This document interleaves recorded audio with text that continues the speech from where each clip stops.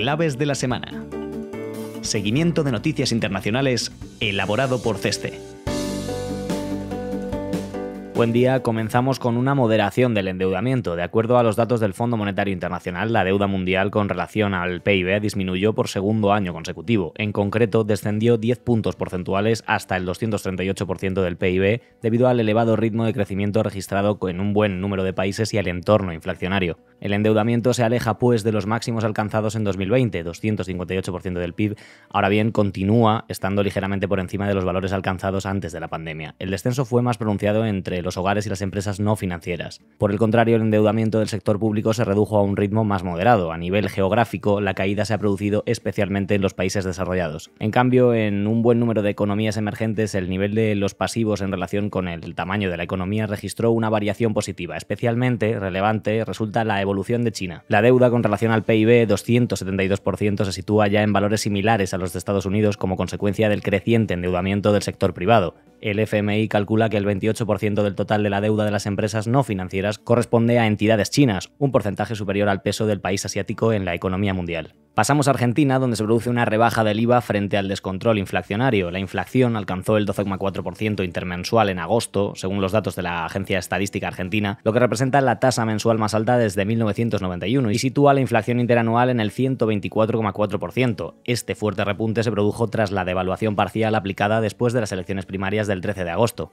Las partidas de alimentos y bebidas registraron la subida más intensa, con un 15,6%, lo que implica un golpe especialmente duro para los hogares de bajos ingresos. Los precios de la carne de vacuno subieron más de un 30% intermensual en un país con el mayor consumo per cápita del mundo. Los mercados esperan que la tasa de septiembre sea similar y que para final de año se sitúe en torno al 180%. El ministro de Economía, Sergio Massa, candidato del gobierno a las elecciones del mes que viene, anunció el pasado 13 de septiembre rebajas del IVA para pensionistas y para todos aquellos exentos del pago del IRPF. Dada la marcha mala de la economía y especialmente el de la inflación, es previsible que el candidato libertario Javier Milei, que aboga por la dolarización, se vea beneficiado de cara a las elecciones. Por otro lado, y más al norte, el gobierno dominicano cerró su frontera con su vecina Haití el pasado 15 de septiembre debido a una disputa fluvial derivada del agravamiento del conflicto por la construcción del canal del río Masacre, compartido por ambos países. Las autoridades dominicanas afirman que el proyecto desviará el agua del río, lo que viola el Tratado de Paz, Amistad y Arbitraje de 1929. El cierre de la frontera incluye todas las rutas terrestres, marítimas y aéreas. Asimismo, se han desplegado tropas y 20 vehículos blindados en la frontera para asegurar el cierre efectivo. Se desconoce cuánto durará este inusual cierre fronterizo, aunque el presidente dominicano Luis Abinader ha declarado que permanecerá en vigor hasta tanto sea necesario. El Ejecutivo dominicano se ha comprometido a adquirir todos los productos perecederos que normalmente son exportados a Haití y que serán utilizados en programas gubernamentales de comidas gratuitas. Y en Venezuela, Asociación Estratégica Estructural. El presidente chino Xi Jinping se reunió el pasado 13 de septiembre en Pekín con su homólogo venezolano Nicolás Maduro. Fue su primer encuentro en persona en 5 años. Jinping anunció que China elevaría sus relaciones con Venezuela a la categoría de Asociación Estratégica Estructural, una designación que solo se concede a un pequeño número de sus socios diplomáticos. Ambas partes acordaron reforzar la cooperación en áreas como el petróleo, el comercio, las finanzas, la minería, la aviación civil y la exploración espacial. Maduro incluso se comprometió a enviar a un venezolano o venezolana a la Luna en la nave espacial china como parte de la nueva asociación. Caracas reafirmó su respaldo a la iniciativa china de la nueva Ruta de la Seda y manifestó su intención de colaborar con Pekín en foros multilaterales como los BRICS, Brasil, Rusia, India, China y Sudáfrica y la ONU. Cambiamos de continente, nos vamos a Asia y en China, extraña desaparición del ministro de Defensa, general Li Shangfu, lleva más de 2 semanas en paradero desconocido después de no aparecer como estaba previsto en una reunión de homólogos en Vietnam. Su desaparición, junto con la también reciente de algunos otros altos mandos militares y hace 2 meses la del ministro de Exteriores, Qin Gang, ha disparado los rumores sobre una purga dentro del ejecutivo chino. Pekín guarda silencio sobre la desaparición de Li. La única pista oficial es la comunicación de las autoridades vietnamitas diciendo que el ministro canceló su viaje a Hanoi por motivos de salud. Según fuentes estadounidenses, el general Li habría sido puesto bajo investigación por cargos de corrupción relacionados con contratos de suministro militar. Sin embargo, esto no sería incompatible con una pérdida de confianza del presidente Xi en sus mandos militares. Si bien el ministro de Defensa en China no tiene los poderes de un homólogo en los países occidentales, Li era el hombre leal al presidente y al que le había encargado la labor de modernizar el aparato militar chino. Su repentina caída en desgracia puede ser la señal de advertencia a todos los mandos de la determinación de Xi de atajar la corrupción, caiga quien caiga. Pasamos así a Tailandia con un controvertido impulso fiscal del nuevo gobierno. El nuevo gabinete de Tailandia ha aprobado un notable aumento del gasto presupuestario hasta los 3,48 billones de bahts, 97.640 millones de dólares, para el año fiscal de 2024. Este impulso fiscal obedece a que el nuevo gobierno, que tomó posesión en agosto, pretende estimular la economía lastrada por la moderación de las exportaciones y la atonía de la inversión. El nuevo presupuesto supone un notable incremento del gasto, del 9,3% con respecto al de 2023. No obstante, según las previsiones oficiales, el déficit fiscal se mantendría relativamente estable, en torno al 3,63% del PIB. Esto obedece a que se prevé que en 2024 el crecimiento del PIB se eleve hasta el 3,7% desde el 2,7% estimado para el año en curso. Sin embargo, por el momento la economía sigue dando muestras de debilidad. El PIB creció un discreto 1,8% en términos interanuales en el trimestre abril-junio, y un 0,2% en términos trimestrales, lo que supone una fuerte desaceleración respecto al periodo anterior. El Consejo de Ministros también aprobó un recorte del 10,3% en las facturas de la electricidad a partir de septiembre para aliviar el coste de la vida. El primer ministro tailandés Reta Tashbin declaró recientemente que su gobierno pondrá en marcha más políticas para reducir el coste de la vida de aquí a finales de año, como la reducción gradual de los precios de la electricidad y el aumento del salario mínimo diario. Los detractores de Tashbin calificaron estas y otras medidas ya aprobadas como la suspensión de las deudas de los agricultores y la concesión de ayudas directas como populistas y vaticinan que terminarán por dañar la confianza inversora y la economía. Pasamos a Rusia y Ucrania, donde surge la duda. ¿Ha fracasado la ofensiva ucraniana? Se cumplen 3 meses desde el inicio de la contraofensiva ucraniana y todo apunta a que tendrá un resultado decepcionante para los países de la OTAN. Ciertamente, en las últimas semanas, las fuerzas armadas ucranianas han logrado avances lentos pero significativos en el sur del país, cerca de la zona de la central de Zaporilla, incluyendo una primera ruptura de línea de defensa rusa. Sin embargo, algunos miembros de la OTAN lamentan que Kiev no haya aprovechado la oportunidad que le brindan el suministro de armas occidentales y probablemente el momento de mayor apoyo político a la guerra. De forma paralela a los avances sobre el terreno, Kiev ha llevado a cabo una campaña de ataques con drones suicidas sobre los territorios rusos más alejados del frente. Se trata de la única estrategia que pueden seguir, ya que los aviones de combate cuyo envío autorizó Estados Unidos el pasado mes de agosto aún no están listos para ser usados. Fuentes militares estadounidenses reconocen los últimos avances de las fuerzas ucranianas, pero estiman que solo les queda entre 1 mes y 6 semanas para ampliar su contraofensiva antes de que lleguen las lluvias otoñales. Los oficiales ucranianos, en cambio, señalan que el sur de Ucrania, donde se está llevando a cabo el principal contraataque, es relativamente seco y sus inviernos menos duros que en el resto del país. Sin embargo, el escaso resultado de la campaña ha supuesto un baño de realismo entre los funcionarios ucranianos, que asumen que la guerra será lenta y consistirá en una campaña de desgaste del adversario. La cuestión es si los miembros de la OTAN, que han recurrido a sus propios arsenales para apoyar a Ucrania, se comprometerán a seguir apoyando al país económica, militar y políticamente a largo plazo. Nos vamos al norte de África y a Oriente Medio, donde Arabia Saudí y Yemen comienzan unas conversaciones de paz. Las autoridades saudíes han invitado a representantes de los rebeldes hutíes a una cumbre que comenzó el pasado 15 de septiembre para avanzar en las negociaciones de un acuerdo de paz permanente. Se trata del primer viaje oficial de la milicia yemení a Riad desde que estalló el conflicto en 2014. La cumbre abordó, entre otras cuestiones, el pago de los salarios de los empleados yemeníes, la apertura completa de los aeropuertos y de los puertos yemeníes, la liberación de los prisioneros y la retirada de las fuerzas extranjeras que permanecen en territorio yemení. La reunión contó con la participación como mediador de una delegación de Omán. Así pues, la resolución del conflicto, que ha acabado con la vida de más de 100.000 civiles a causa de los bombardeos y de las epidemias, parece cada vez más cercana. Desde la firma de una tregua en abril de 2022, los dos bandos han cumplido razonablemente bien las condiciones pactadas. Además, se han logrado algunos avances que han allanado la posibilidad de un acuerdo definitivo de paz, como el intercambio de prisioneros y la renuncia del presidente Mansur, un movimiento instigado por Riad para facilitar las negociaciones con los rebeldes. Las conversaciones se han intensificado desde el reciente restablecimiento de las relaciones entre Arabia Saudí e Irán, dos países que han proyectado su rivalidad mediante participación en bandos contrarios en los distintos conflictos que han surgido en Oriente Medio, como es el caso de la guerra civil entre Siria y Yemen.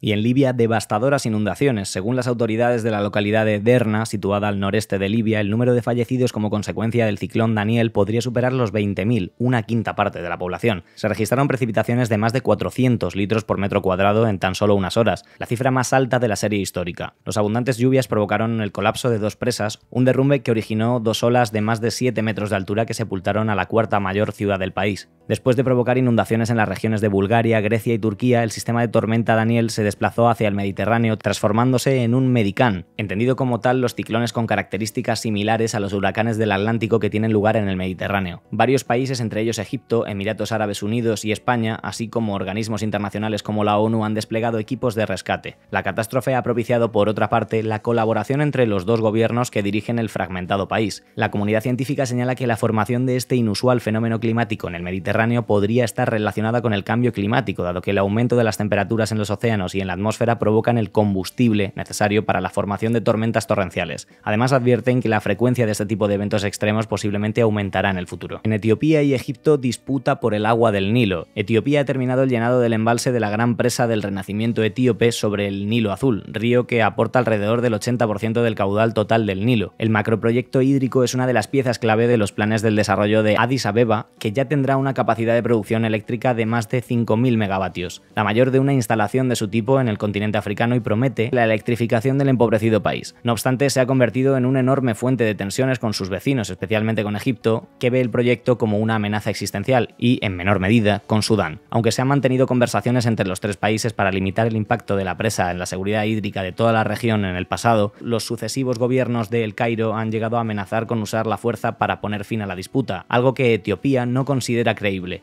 No obstante, Addis Abeba sí teme que Egipto podría intentar desestabilizar su precaria situación de seguridad interna a través del apoyo a grupos opositores. De todas formas, la actitud del gobierno etíope está siendo relativamente conciliadora, como parte de sus esfuerzos por redimirse a ojos del resto del mundo tras la sangrienta guerra de Tigray. El llenado del embalse se ha producido a lo largo de 4 años, únicamente durante las estaciones de lluvia, que además han sido particularmente fuertes, por lo que el impacto sobre el caudal ha sido mínimo. En Mali se reactiva el conflicto norte-sur. En las últimas semanas se ha producido una escalada de la tensión entre los grupos rebeldes tuaregs que reclaman la creación de un estado propio en la región de Azawad y la junta militar que gobierna Mali. En parte, la crisis se ha desatado a raíz de la expulsión de la misión de mantenimiento de paz de las Naciones Unidas en el país, que llevaba una década intentando estabilizar el territorio tras el estallido del conflicto secesionista primero y la rebelión yihadista después, que ha terminado afectando a toda la región de Sahel. Con la salida de los cascos azules, el gobierno del coronel Goita se hará cargo de las bases utilizadas por MINUSMA, lo que ha conllevado el desplazamiento de las fuerzas armadas al norte del país.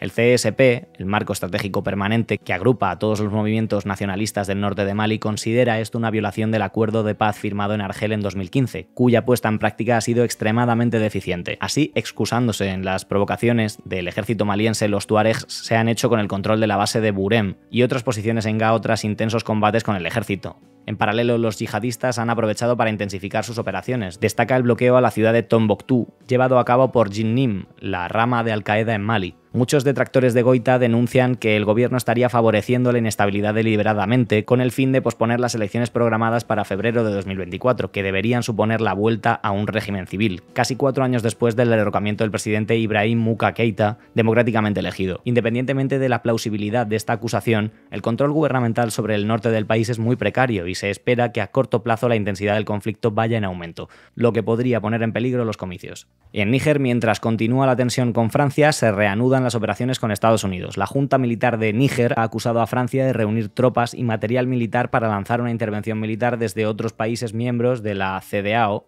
la Comunidad Económica de Estados de África Occidental, como Senegal, Benín o Costa de Marfil, contra Niamey. Esto ha llevado a la Junta a suspender el acuerdo de la cooperación militar con Benín y a desplazar tropas nigerianas hacia la frontera con este país, que está a apenas 150 kilómetros de distancia de la capital. De momento, se mantienen en Níger aproximadamente 1.500 soldados franceses, reminiscencia del pasado del país como principal aliado occidente en el Sahel, tras el golpe de Estado contra el presidente Bazoum.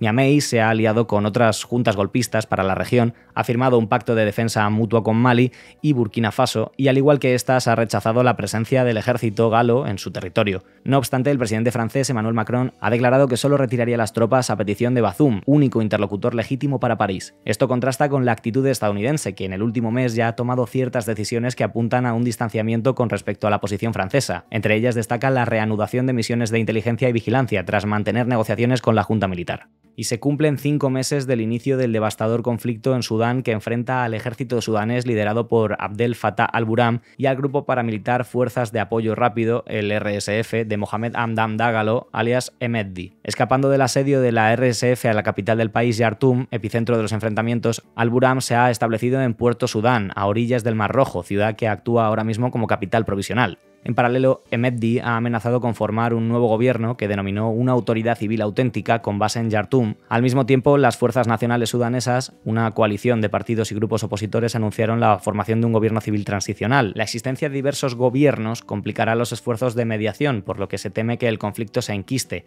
algo que se vería favorecido también por la delimitación geográfica más clara de ambos bandos, con lo que la guerra podría tomar una forma más tradicional. Todo ello no hará sino aumentar el sufrimiento de la castigada población. Son ya más de 4,5 millones de sudaneses desplazados, mientras que se calcula que las víctimas mortales podrían ascender a más de 5.000. La ONU también advierte del riesgo de hambruna al que se enfrenta la ciudad sudanesa. Y en la Unión Europea, nuevas reglas fiscales. Los ministros de Economía del Eurogrupo, el ECOFIN, se han reunido en Santiago de Compostela para debatir sobre la reforma de las reglas fiscales de la Unión Europea. En 2020, los miembros de la UE acordaron suspender el cumplimiento del Pacto de Estabilidad y Crecimiento, que obliga a cumplir con los objetivos de deuda y déficit para que los países europeos sin margen fiscal pudiesen desplegar los programas de apoyo a empresas y ciudadanos que sostuvieron la actividad económica durante la pandemia. Sin embargo, los miembros del club comunitario sabían que en algún momento tendrían que volver a marcarse nuevas metas fiscales para que no se cuestione su credibilidad a causa de los elevados desequilibrios de sus cuentas públicas. La Comisión Europea presentó la propuesta legislativa en abril de 2023 que introducía algunos cambios importantes. Se establecía un nuevo criterio de sostenibilidad fiscal dependiendo del análisis de sostenibilidad de la deuda, se clasificarán los países por niveles de riesgo, se ampliará el marco temporal para evaluar la evolución de las cuentas públicas, mientras que antes se realizaba una evaluación anual, ahora se propone establecer una visión más a largo plazo de 4 a 7 años y, como novedad importante, se propone establecer una senda de ajuste personalizada negociada entre cada Estado miembro y la Comisión. Los distintos equipos económicos del Eurogrupo han estado todo el verano trabajando y debatiendo sobre la propuesta. Según la ministra de Economía española, Nadia Calviño, el trabajo técnico estaría ya casi finalizado y solo falta avanzar por la vía política. España, como país que preside el Consejo Europeo durante este semestre, se ha comprometido a cerrar el acuerdo del Pacto de Estabilidad y Crecimiento a finales de año. Y para terminar, sin salirnos de Europa, Italia podría retirarse de la nueva ruta de la seda. El gobierno de Giorgia Meloni anunció en el marco de la cumbre del G20 que Italia saldría del proyecto impulsado por Pekín de la nueva ruta de la seda. Se trata del primer país que anuncia su retirada y podría abrir la puerta a nuevas salidas de países europeos.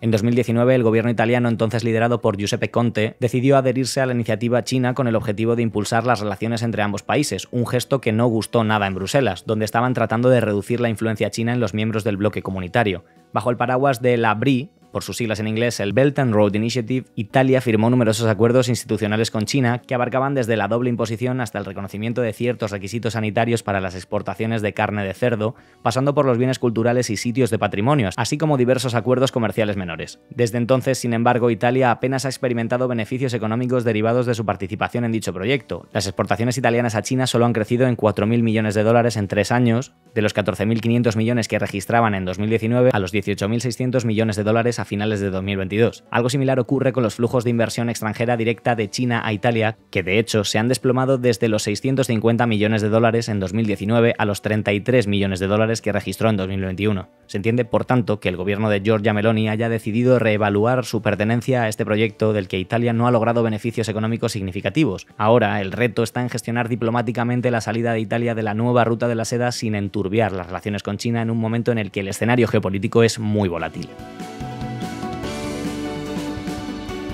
Y hasta aquí nuestro repaso de noticias internacionales de la semana. Pero recuerda que puedes consultar más desde el apartado de comunicación claves de la semana de nuestra web www.cesce.com. Hasta la próxima.